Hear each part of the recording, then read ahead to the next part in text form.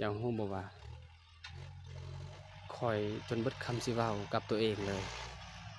แต่คลิปนี้หลายคนอาจจะเบิ่งข้อยว่าข้อยมักอวดหรือว่าข้อยเป็นคนที่แนวใดก็บ่ฮู้แต่พอให้ตัวเองและคนที่เบิ่งคลิปนี้มีความสุขก็พอ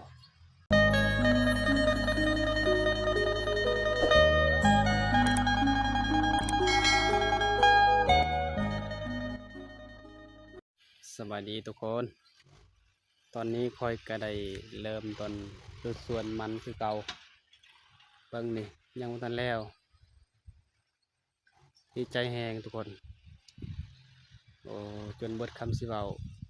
เพราะว่าข้อยเกิดมาครอบครัวทุกข์ยากหลายจนเว้าบ่ได้เนาะแต่ว่ามื้อนี้ข้อยก็เริ่มความเข้าใจตัวเองเริ่มความตั้งใจก็เลยเก็บเงินเล็กน้อยแต่ผ่านมาแต่น้อยจนใหญ่ปัจจุบันนี้ก็พอสิได้ดุดจนมันเริ่มต้นเฮ็ดดุดจนมันคือเก่าเนาะเพราะว่าคันเฮาบ่ได้เฮ็ดเฮาท่าแต่พ่อแม่ก็บ่มีเงินบ่มีคำพ่อแม่ก็เริ่มเฒ่าแล้วข้อยดุดจนมันมื้อนี้ก็พ่อแม่ก็ยังบ่ฮู้เลยว่าข้อยไปเฮ็ดหยังข้อยบ่ได้บอกเพิ่นว่าข้อยไปจ้างเขาแล้วก็ให้ดุดสวนมันอยู่ดินเฮาเพราะว่าพ่อแม่ก็บ่ได้คิดบ่ได้ฝันว่าข้อยมีเงินข้อยบ่ได้บอกเขาว่าข้อยมีเงินก็บ่แม่นว่าข้อยมีเงินหลายล้านหลายแสนแต่ข้อยมีเงินแต่พอเก็บพอใช้ด้วยตัวเองข้อยบ่ได้ใช้ฟุ่มเฟือยว่าซั่นความจริงข้อยบ่ได้เป็นคนที่มักเข้าเทคเข้าบาร์ก็เลยเก็บเงินเล็กน้อยก็ได้ลุกขึ้นมันลองเฮ็ดเบิ่งสาธุขอให้ค่อยเฮ็ดมันก็ขอให้มันงามปีนี้ขอให้มันงามมักหัวใหญ่ๆและขอให้ FC ทุกคนได้เห็นก็มีความสุขความเจริญนำกันคลิปข้อยนี่เนาะอาจจะบ่ได้ดีมีสุขอาจจะยาวในเรื่องข้อยถ่ายคลิปโดนเนาะเว้าก็บ่เป็นหยังคลิปข้อยก็บ่แม่นว่าข้อยมาอวดมาสู่ว่าข้อยเป็นคนดีคนมีเงินเนาะแต่ข้อยก็เริ่มเฮ็ดแบบตัวเองมาครั้งแรกเป็นแบบใดเฮาต้องเฮ็ดแบบนั้นแม่นบ่คนเฮาทุกคนเฮาบ่มีไผที่เฮ็ดให้ทุกคนมีความสุขได้แต่ว่าขอเพียงเฮ็ดให้ตัวเองมีความสุขได้ซ้ำนี้ก็พอแล้วต่อให้เจ้าเฮ็ดให้คนอื่นมีความสุขมันมีดอกคนที่บ่ฮักเฮาทุกคนมันมีดอกคนที่บ่ถูกใจเฮาแม่นบ่ก็เลยเพราะฉะนั้นแล้วถ้าไผฮักเฮาเฮาก็ฮักคือกันไผบ่ฮักเฮาเฮาก็บ่ต้องสนบ่ต้องแคร์เขาฮักตัวเองเนาะให้ดีที่สุดซ้ำนี้ก็พอแล้วเฮามีน้อยมีหลายบ่สำคัญทุกคนสำคัญที่ว่าใจเฮาภูมิใจอยู่บ่สิ่งที่เฮามีใจที่บ่สิ่งที่เฮาเฮ็ดเนาะคันเฮาบ่ได้ภูมิใจเฮาบ่มีความแรงบันดาลใจบ่มีความคิดบวกชีวิตเฮาอาจจะบ่มีวันที่ประสบความสำเร็จแน่นอนเนาะอย่างฮู้บ่ว่าข้อยจนเบิดคำสิเว้ากับตัวเองเลยแต่คลิปนี้หลายคนอาจจะเบิ่งข้อยว่าข้อยมักอวดหรือว่าข้อยเป็นคนที่แนวใดก็บ่ฮู้แต่พอให้ตัวเองและคนที่เบิ่งคลิปนี้มีความสุขก็พอข้อยบ่ว่าหยังหลายดอกขนาดข้อยเป็นวัยรุ่นบ้านนอกบ้านนาอยู่บ้านป่าบ้านดงอยู่ชนบทลาวสวนเผ่ามังกรบรูเนาะเว้าภาษาลาวก็พอสิได้กินข้าวกินน้ำและข้อยก็เก่งแล้วเนาะเก่งเท่าที่ข้อยเก่งข้อยบ่ได้เทียบกับคนอื่นเขาคันว่าสิเปรียบกับคนอื่นเขานี่บ่มีวันที่ข้อยชนะเขาดอกแต่ข้อยขอให้ชนะตัวเองก็พอวันนี้ปีนี้ข้อยมีส่ำนี้ข้อยได้ส่ำนี้และปีหน้าข้อยเปรียบกับตัวเองว่าข้อยได้กว่านี้ปีต่อไปขอให้ได้ปีกว่านั้นนี่แหละที่สิ่งที่ข้อยอยากเฮ็ดอยากสร้างเปรียบกับตัวเองพี่น้องบ่แม่นว่าข้อยเฮ็ดแบบหลายคนก็คิดว่าเจ้านี่เปรียบกับคนอื่นเขาบ่มีวันที่เฮามีความสุขสิ่งที่เฮาเฮ็ดเฮาสร้างเฮาก็ต้องอยากมีความสุขแม่นบ่แม่นว่าเฮาอยากได้แต่เงินคำใด าอยากได้ความสุขนํพี่น้องเนาะ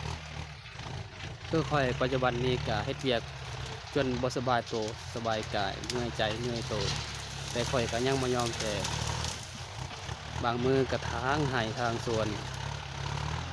ถ้าเมื่อยก็พักนักเริ่มต้นต่อใหม่เนาะชีวิตเฮายังมีเวลาเฮายังมีเฮาต้องอย่าไปเอาเวลาไปเล่นไปเที่ยวอย่าไปเอาเวลาไปยุ่งเคกับคนอื่นเขาคำนินทาคนอื่นเขาเราต้องเอาเวลาใช้กับความคิดและเรียกงานที่เราเฮ็ดปัจจุบันให้ดีที่สุดสับนี้ก็พอแล้ววันนี้เราอาจจะบ่ได้ดีมีสุขบ่ได้มีเงินคำแต่หลายๆปีเราใช้ชีวิตแบบมันมีผลประโยชน์แน่นอนถ้าเราใช้ชีวิตแบบมันถูกต้องกับการที่เราทำเราเฮ็ดแต่ละมื้อบ่แม่นว่าคอยเว้าเก่งเว้าอวดหมู่สู่ตัวเองเฮ็ดส่วนมันส่วนหยังเฮ็ดให้เฮ็ดส่วนแต่บ่แม่นคอยอวดคันคอยอวดคอยไปเล่นไปเที่ยวใช้เงินฟุ่มเฟือยเลลาโตใช้ชีวิตหรูหราอันนี้แม่นความว่าเฮาอวดอันนี้แบบว่าเฮาใช้ชีวิตตากแดดตากฝนตากลมตากหนาวก็คือว่าเป็นคนสู้ชีวิตเข้าใจตัวเองเนาะอันนี้ก็บอกพี่น้องเฮาบ่ได้เว้าแต่คอยต้องเว้าให้เข้าใจเบิดทุกอย่างเท่าที่คอยเข้าใจบ่แม่นว่าบางคนว่าโอ้หมอนี่เบิ่งคลิปมันคือว่าแบบอวดเก่งแต่ว่ามีเงินหลายบ่เฮ็ดแบบนี้มีอ่ารถมีเฮือนบ่ก็อย่าเข้าใจผิดเนาะคันเฮาบ่เฮ็ดก็บ่มีได้คันเฮาฟังแต่คำเว้าของคนแบบนั้นมันมีแต่เว้าให้เฮาเจ็บใจเสียใจบ่มีวันที่เฮ็ดให้เฮามีความสุขและได้เงินคำแน่นอนทุกคนแต่ถ้าอยากมีความสุขหรืออยากได้เงินคำคือตัวเฮาเองนั่นแหละผ่านอุปสรรคและปัญหาค่อยกล้าเว้ากล้าคิดแบบผิดถูกค่อยกล้าการันตีเลยว่าเนาะและอีกอย่างเฮาต้องลองคิดลองถือจึงเฮาไปได้รอดค่อยย่างค่อยไปเทื่อละก้าวอย่าเอาชีวิตเปรียบกับเขาอย่าเอาชีวิตเฮ็ดทุกอย่างแล้วมื้อหนึงเฮาเฮ็ดบ่ไหวเฮาก็อาจจะเสียใจเสียกายเสียสติเฮ็ดก็เฮ็ดได้แต่ต้องมีสติเฮ็ดเพื่อเท่าที่ตัวเองเฮ็ดไว้คือคอยปัจจุบันนี้คือต้องการแบบว่าคนฮักคอยฮู้อยู่ว่าเขาร้องเขาเพลงบางคนเนาะแต่ว่าเพลงสำใดก็บ่เท่ากับใจที่เฮาตรงกันดอกแม่นบ่เงินนี่หาได้ต่อให้10 20 ล้านก็หาได้แต่ว่าใจคนฮักนี่มันหายากพี่น้องฮักบ่แม่นว่าฮักเล่นๆเนาะหาง่ายๆฮักแบบว่าเฮาสร้างความฝันอนาคตฮักเพลงกันพ่อแม่เฮาหรือว่าพ่อแม่เขา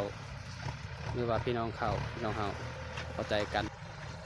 เข้าใจความทุกข์ความยากความลำบากความอดทนความเจ็บความไข้ได้ประหยัดความขาดเคินในชีวิตปัจจุบันเฮ็ดหยังแน่ให้ถูกต้องมันบ่ได้หาง่ายเนาะผู้ชายคือคอยนี่คอยการันตีเลยว่าเงินคำบ่มีฐานะบ่ดีหน้าตาบ่หล่อแต่คอยเชื่อว่าบางคนก็บ่มีหลายดอกผู้ชายคือคอยผู้ชายดีกว่าคอยก็มีหลายผู้ชายมีเงินกว่าคอยก็มีหลายผู้ชายฐานะดีหน้าตาหล่อร่ำรวยก็มีหลายแต่ว่าผู้ชายคือคอยบ่มีดอกคอยเว้าจริงๆเลยคอยฮู้ว่าคอยตอนนี้ก็อายุยังน้อย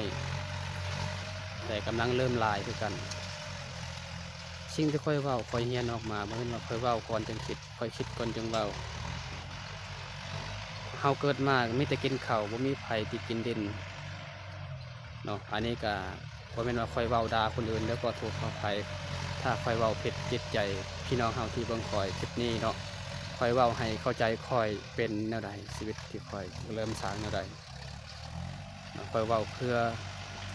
ตัวเองมันไม่ได้ใครเว้าด่าคนอื่นเนาะอันนี้คอยคนอื่นคอยบ่แคร์บ่สนคอยเว้าตามความที่คอยคิดออกตามที่ความสามารถเฮ็ดได้คือคอยดุดส่วนมันมานี้ก็พ่อแม่คอยยังบ่ฮู้ได้ทุกคนคอยไปเลาะไปเที่ยวแถวบ้านแล้วก็ได้เห็น อ้ายตัวนี้เขาดุดดินนาพี่น้องคอยก็เลยลมกันแล้วก็ไปเบิ้งดินคอยเลยคอยบ่ได้กลับเพื่อนจักเทือแล้วตอนนี้เนาะถ้าเขาเฮ็ดแล้วคอยสิบอกพ่อบอกแม่ว่าคอยดุดแล้วส่วนถ้าเขาว่าเงินเจ้ามาเอาเจ้าเอามาแต่ไสคอยว่าเจ้าบ่ต้องเกี่ยวเนาะคอยสิบอกพ่อแม่คอยเจ้าบ่ต้องเกี่ยวแม่เอ้ยคอยเงินเนาะเงินที่คอยหาได้เก็บแต่โดนคอยก็มีหลายแต่ได้ซ้ำพอชีวิตส่วนมันและพ่อแม่ก็สิคิดแนวใดก็คอยเรียกว่าสิดีใจเรียกว่าสิหายเนาะแต่คอยเชื่อว่าพ่อแม่ต้องดีใจแน่นอนที่ลูกเฮ็ดได้ซ้ำนี้ถึงว่าลูกบ่ได้ดีมีสุขเป็นเศรษฐีคือเขาก็อย่าเชื่อบอกคอยเว้าถ้าเจ้าอยากให้มีความสุขกับพ่อกับแม่เจ้าต้องเฮ็ดคือคอยแล้วพ่อแม่เจ้ามีความสุขแน่นอน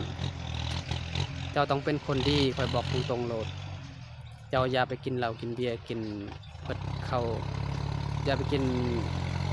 เหล้าเมายาอย่าไปเดิมเพิดเดิมยาเดิมเคอย่างหลายขอขอทมสิ่งที่เขาห้ามกินได้บ่กินได้พอสมควรปกติคันมักแท้เนาะอย่าไปกินเกินขอบเขตคันเจ้าอยากสร้างตัวเองให้มีผลประโยชน์อยากสร้างตัวเองให้เป็นคนดีต้องเฮ็ดแบบนั้นแท้ได้คันเจ้าเฮ็ดแบบคอยเว้าว่าฮักพ่อฮักแม่และตั้งใจเฮ็ดอยากทุกมือและมีแต่คำเว้าเจ้าดีที่สุดบ่มีวันที่ผิดพลาดกับพ่อกับแม่ถ้าเจ้าผิดเจ้าก็ขอโทษแล้วมื้อหนึงเจ้าก็เห็นผลแน่นอนถึงว่าคนบ่ฮักเฮาเทวดาต้องฮักเฮาแน่นอนเชื่อคอยบ่คอยเฮ็ดแล้วกับพ่อแม่คอยจึงคอยเว้าคันคอยเฮ็ดชั่วกับพ่อแม่ทุกมื้อนี้คอยก็บ่ได้ดีบ่ได้ส่วนมั่นแบบนี้ดอกเชื่อคอยบ่ต่อให้คอยมีเงินหลายสำใดดินนี่ก็คือว่าดินพ่อดินแม่บ่แม่นว่าดินคอยเนาะนี่แหละคอยสิฝากให้ทุกคนเข้าใจนำกันและใครมีเงินมีคำพ่อแม่ให้ก็ต้องเก็บเหียนต้องรู้จักการบริหารเงินแน่หลายอย่างค่ะดูแลพ่อแม่และสุขภาพตัวเองให้อย่างดีเนาะเพื่อสิมีความสุขวันข้างหน้าพี่น้องไปเว้าบ่เก่งซ้ำนี่แหละแบบนี้เนาะบ่มีหยังหลายคันถึกใจก็กดใจนี่เด้อคันบ่ถึกใจก็เล่นผ่านได้พี่น้องเอาขอปิดคลิปก่อนเอาทุกคนคลิปนี้ก็บ่มีหยังหลายมีแต่เว้าแบบความเข้าใจคันถึกใจก็อย่าลืมเนาะขอปิดก่อนเด้อทุกคนเด้อคลิปนี้เนาะถ้าถูกใจก็อย่าลืมฝากกดไลค์กดแชร์กดติดตามเนาะรับชมมาฟังจนจบเพื่อกำลังใจเนาะให้เบาท่องเป็นแค่คลิปต่อไปทุกคน และข้อกล่าวว่าสบายดีพอกันใหม่คลิปหน้าทุกคน